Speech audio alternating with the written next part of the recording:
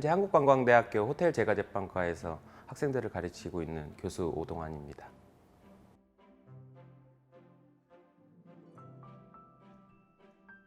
고등학교 때 부모님의 영향으로 인해서 자격증을 취득해야 됐고요. 그 성남에 조리학원과 제과제빵 학원이 마주보고 있는 학원들이 있었는데 그곳에서 부모님이 어느 거 할래? 어느 걸로 선택해서 할래? 라고 선택해서 제과제빵을 선택했고요. 그거를 지금까지 해오고 있습니다. 그때 당시에 요리도 되게 이제 활성화가 많이 되어 있었지만 이제 제과제빵이 주로 활성화가 되지 않는 상황이어서 제과제빵에 대한 동경을 조금 많이 했었고, 그리고 진짜로 어렸을 때는 제과점이 바로 옆에 있어서 그런 냄새나 아니면 빵을 먹고 그 빵을 만드시는 분하고도 좀 친해서 몰래 하나씩 공짜로 얻어먹고 이런 경우가 되게 많아서 오히려 또 조금 더 제과제빵 쪽이 더 끌렸던 것 같아요. 그리고 나서 이제 현장에서 일을 하면서 조금 더 배우고 싶고 뭔가 조금 더 이론적으로 많이 알고 있어야지만 이제 사람들하고 커뮤니케이션 할 때도 조금 유리하고 해서 학교에 진학을 하게 된 거고요. 어쨌든 기술직이라는 게 혼자 할 수 있는 부분이 아니다 보니까 사람하고 사람의 문제들이 상당히 많이 있었습니다. 그래서 처음에는 아무래도 윗사람들 또는 밑에 사람들하고의 문제점이 많이 있어서 그걸 어떻게 해결해 나갈지, 왜냐하면 10년, 20년 차이 나는 사람들하고 같이 일을 같이 하려면 어쨌든 같은 공간에서 열심히 으쌰으쌰하고 해야 되는 부분이 많은데 그런 부분을 좀 못했던 것 같아요. 근데 그런 거를 자꾸 경험하면 할수록 다른 방법을 전 찾았던 것 같아요. 왜냐하면 제과제빵이라는 분야 외적인 분야들, 그러니까 취미생활로 뭐 스킨스쿠버도 하고 뭐 여행도 다니고 또는 운동도 하면서 제과제빵 분야 외적인 사람들을 만나면서 그 사람들도 분명히 그런 문제점들이 많이 있어서 그런 부분을 많이 듣고 와서 적용해 보니까 많은 의사소통을 할 수 있었던 것 같아요. 빵은 그때그때마다 다른 것 같아요. 날씨, 온도, 환경에 따라서 매일매일 다르게 제품이 나오는데 그거를 일정하게 맞추는 것이 기술이라 생각하고요. 그리고 그런 빵들을 소비자들이나 아니면 가족들한테 줬을 때 행복하게 먹고 맛있게 먹고 그러면서 뭔가 배부르고 그리고 행복한 얼굴을 보이는 때 그때가 가장 행복했던 것 같아요. 그래서 그런 거를 보면서 많이 뿌듯함을 느끼고요. 또 다른 방면으로는 내가 만든 제품은 소비자들이 비싼 비용을 내고도 사갈 때 내가 이런 가치 있는 제품을 만드는구나 라는 생각이 많이 들었던 것 같아요. 그리고 일을 배우면서 내가 모르는 분야를 찾아서 뭔가 다른 사람의 도움을 받고 뭔가 찾아서 나갈 때가 제일 재밌었던 것 같아요. 근데 학교에 와서는 이게 교육과정이다 보니까 학생들한테 초점을 조금 많이 맞춰서 수업을 많이 바꾸고 있어요. 예를 들면 학생들이 해보고 싶은, 그러니까 캡스톤 디자인 같은 경우는 계획부터 이제 소비자들한테 갈 수 있는 단계까지 모두 제공을 해줘야 되다 보니까 그런 기획을 학생들 스스로, 그러니까 교수가 주체가 돼서 이렇게가 아니라 그냥 학생들 스스로 할 수 있게끔 해서 그 결과물이 나왔을 때가 제일 기뻤던 것 같아요. 학생들이 되게 고맙다고 얘기해주고 연락 오고 아직도 이제 찾아와서 그 가장 기억에 남는 수업이라고 얘기해줄 때가 현재는 가장 즐거운 것 같아요. 특히 좋아하는 빵은 없는 것 같고요. 배불렀을 때 먹어도 맛있는 빵이 가장 맛있는 빵인 것 같아요. 밥을 먹은 상태에서 배가 부른 상태에서 빵을 먹었는데 그 빵이 진짜 맛있으면은 그거 빵은 진짜 맛있는 빵이라고 생각이 들고요. 기술직이라는 게 어느 순간에 갑자기 짠 하고 나타나는 건 아닌 것 같아요. 그래서 요즘 조금 많이 하는 말인데 아무것도 하지 않으면 정말 아무 일도 일어나지 않는 것처럼 계속 뭔가를 갈고 닦고 그다음에 계속 관심 있게 생각해야 되고 그다음에 다양한 방법으로 접근을 해야 되는 것 같아요. 그러지 않으면 정말로 그냥 평범한 사람들처럼 평범하게 지내다가 가는 것 같아요. 왜냐하면 조금 더 이런 경계선이 없어진, 예를 들어 조리랑 제과제빵 경계선이 없어지듯이 다양한 분야에서 경계선이 없어지는 부분인 것 같아요. 그래서 그런 부분을 조금 더 전문가적으로 가려면은 다양한 부분에 조금 더 많은 시간을 소비해야지만 전문가 입장 쪽으로 갈 수 있지 않을까. 그래서 공부도 하지만 많은 시간을 할애해서 기술을 배우고 터득하는 게 가장 좋을 것 같다는 생각하고 있습니다.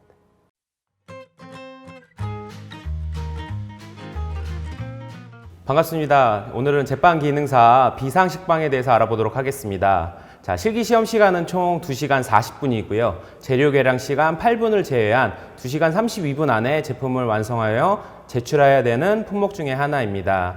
자, 비상식빵은 비상시에 대처 방법으로 위급한 사항이나 아니면 급하게 주문이 들어왔을 때 제품을 빠르게 만들 수 있는 방법 중에 하나입니다.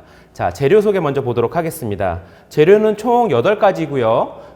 재료는 각 재료당 1분씩 소요됩니다. 그래서 밀가루, 강력분을 써야 되고요. 단백질 함량이 가장 높은 강력분을 써야 되고요. 그 다음에 설탕은 색을 형성하죠. 그 다음에 소금은 대기 조절, 반죽의 대기 조절 및 맛, 그 다음에 잡내를 제거해 줍니다. 그리고 분유가 들어가고요. 분유도 설탕하고 마찬가지로 색에 관여합니다. 그 다음에 쇼트닝은 부드러움을 주는 제품이고요. 그 다음에 계량제는 볼륨감, 그리고 제빵에서 가장 많이 쓰는 이스트는 꼭 들어가야 되는 원료 중에 하나입니다. 그리고 마지막으로 물입니다. 자, 비상 스트레이트법은 반죽 온도가 30도이기 때문에 물 온도를 나중에 반죽하시기 전에 직접 맞춰서 사용하시는 게 가장 좋고요. 여름철에는 조금 낮게 사용하셔도 상관없지만 겨울철 같이 실내 온도가 차가울 때에는 물 온도를 조금 따뜻하게 데워서 사용하면 될 것 같습니다. 자, 재료 계량이 끝나시면은 이제 반죽에 있는 물 온도, 제일 중요한 물 온도를 반죽에 사용할 물을 따뜻하게 데워서 사용하시면 되고요. 자, 재료별로 순서대로 믹서볼 안에 넣고 사용하시면 됩니다. 자, 유지만 제외한 모든 재료를 한 번에 같이 넣고 사용하셔도 상관없습니다. 자, 주의점은 반죽 온도가 30도라는 점이고요. 제조 공정 시간이 짧기 때문에 그런 점 주의해서 작업하시면 될 것 같습니다. 자, 물까지 다 넣으시고요.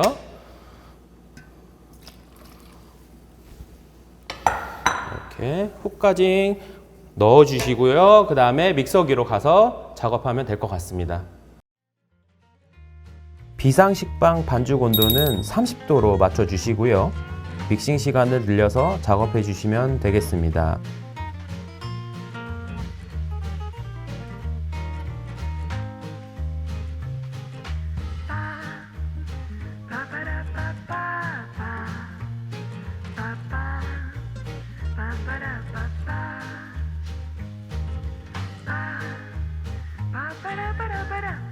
유지는 반죽이 한 덩어리로 뭉쳐지고 믹서볼이 깨끗해지는 클린업 단계에서 첨가하겠습니다.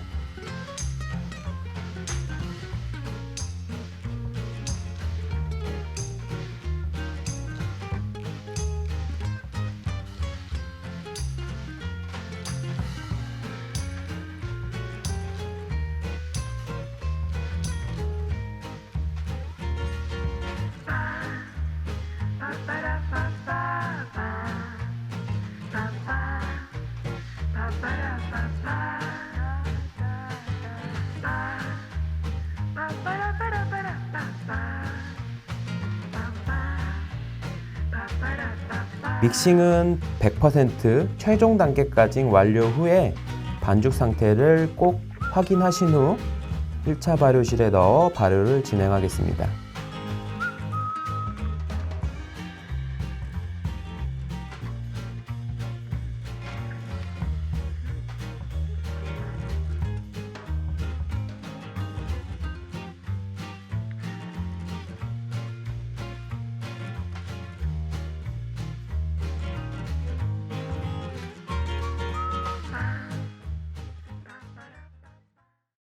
자, 비상식빵 1차 발효가 완료되었습니다. 자, 1차 발효가 완료됐을 시에는 총 3가지 확인 방법이 있죠. 볼륨감이, 부피감이 2배 이상, 2배에서 3배 정도 됐는지 확인해 주시고요. 그 다음에 손가락에 밀가루를 묻혀서 핑거 테스트 한번 해주시고요. 요게 다시 복원이 되면서 팽창되면 발효가 안 된 점 시점이고요. 그 다음에 옆면을 열어서 이렇게 그물막이 잘 형성됐는지 확인해 주는 방법 총 3가지 꼭 기억하셔서 해주시면 될 것 같습니다. 자, 비상식빵 같은 경우는 분할 중량이 170g이기 때문에 총 12개가 나옵니다. 그래서 반죽을 전체적으로 넣어주시고요. 총 12개 정도 분할한다고 생각하시면 될 것 같습니다. 그래서 미리 대략 3등분으로 이렇게 12개가 나오게끔 모양을 잡아주시고 잘라주시면 되고요. 자, 스크래퍼 모양이 2개가 있습니다. 그래서 원폭하게, 볼록하게 되어 있는 부분은 긁어줄 때 쓰는 부분이고요. 이렇게 일자로 된 부분은 자를 때 쓰는 부분이라 생각하시면 될 것 같습니다. 자, 그래서 분할 170g씩 이렇게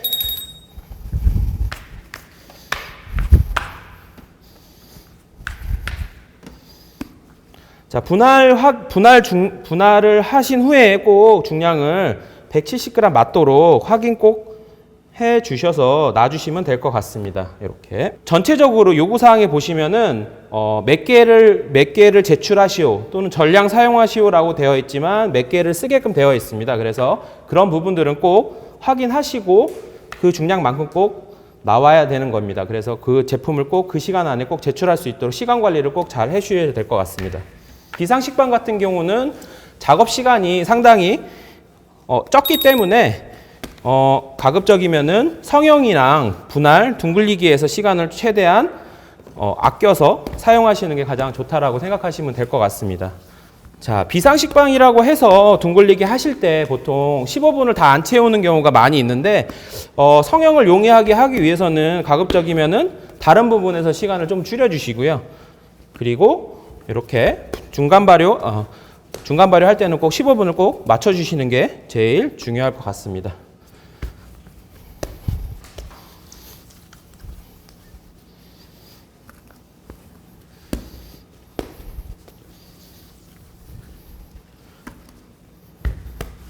자, 만약에 비닐을 안 가져가실 경우에는 시험장에 있는 비닐을 활용하셔서 일회용 비닐을 잘라서 쓰든지 아니면은 뭐 랩을 쓰든지 다양한 방법이 있으니까 그거에 맞춰서 사용하시면 되고요. 겨울철 같은 경우는 이렇게 나무판을 쓰시면 되는데 시험장에 나무판이 없으시면은 그냥 이렇게 철판에다가 아니면은 테이블 위에다가 올려서 발효하셔도 상관은 없습니다. 자, 비닐 덮어서 15분 중간 발효 하도록 하겠습니다. 자, 비상식빵 성형해 보도록 하겠습니다.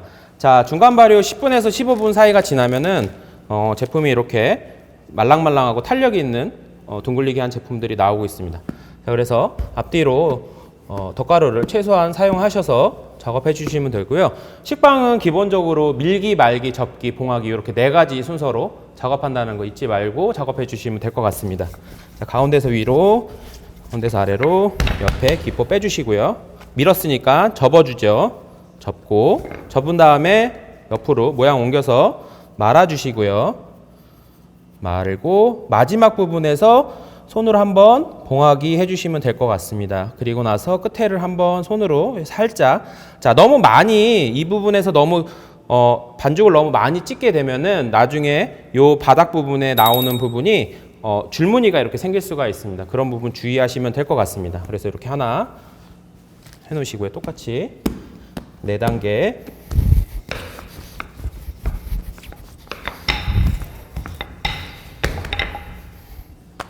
자, 밀기, 접기, 그다음에 말기, 마지막에 봉하기. 그래서 같은 모양으로.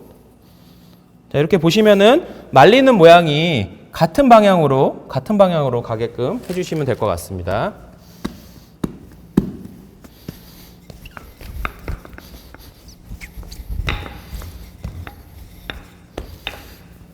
자, 밀어주시고요. 접고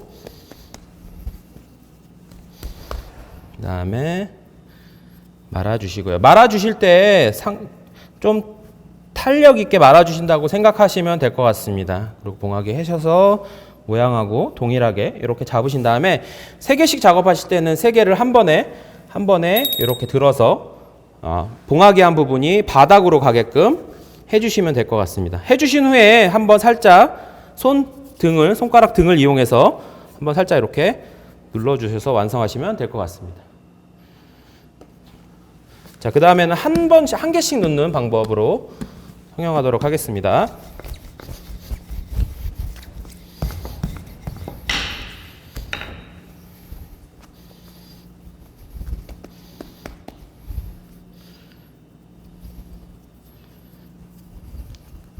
자, 이렇게 하신 다음에 한번 봉하게 해주시고요. 하나씩 요 안에 보시면은 이렇게 팬 사이에 이렇게 구멍이 뚫려 있는 데가 있습니다. 그래서 여기에 맞춰서 하나씩만 반죽을 넣어 주시면 될 것 같습니다.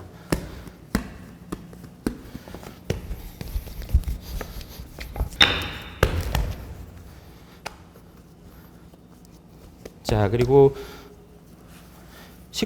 비상식빵은 발효 시간이 조금 짧게 걸려야 됩니다. 그래서 그거에 맞춰서 작업해 주시면 될 것 같습니다.